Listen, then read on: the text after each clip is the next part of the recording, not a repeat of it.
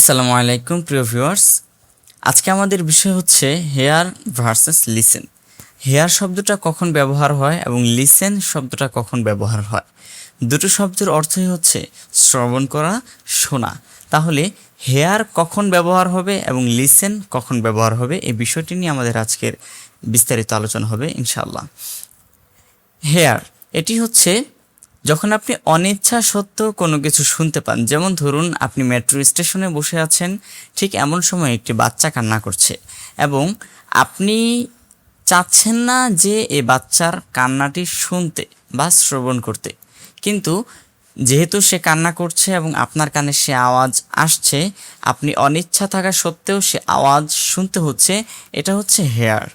Listening যখন আমরা ইউটিউবে কোনো ভিডিও দেখি, গজল শুনি, কোরআন তেলাওয়াত শুনি, বা আমাদের কোনো স্যার, প্রফেসর বা কোনো বক্তার ওয়াজ শুনি, লেকচার শুনি, তখন আমরা সেটি মনোযোগ সহকারে শুনি। যেটি আমরা মনোযোগ সহকারে শুনি, ইচ্ছা করে শুনি এবং পরিপূর্ণ মনোযোগ দিয়ে সেটি শোনার ইচ্ছা পোষণ করি, তখন হচ্ছে সেটি লিসেনিং বা লিসেন। তো এবার আমরা আরেকটি সহজ স্টেপ বলবো হেয়ার এবং লিসেনিংয়ের পার্থক্য।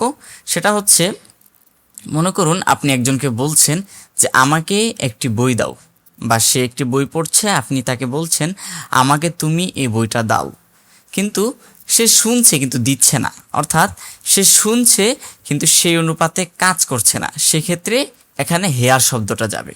যখন সে শুনছে, আপনি বলছেন আমাকে এই বইটি দাও, সে শুনছে এবং সাথে সাথে আপনাকে বইটি দিচ্ছে, সে মানে সে কাজ করছে, শুনছে প্লাস সেই অনুপাতে কাজ করছে, তখন হচ্ছে আপনার সেখানে লিসেনিং যাবে।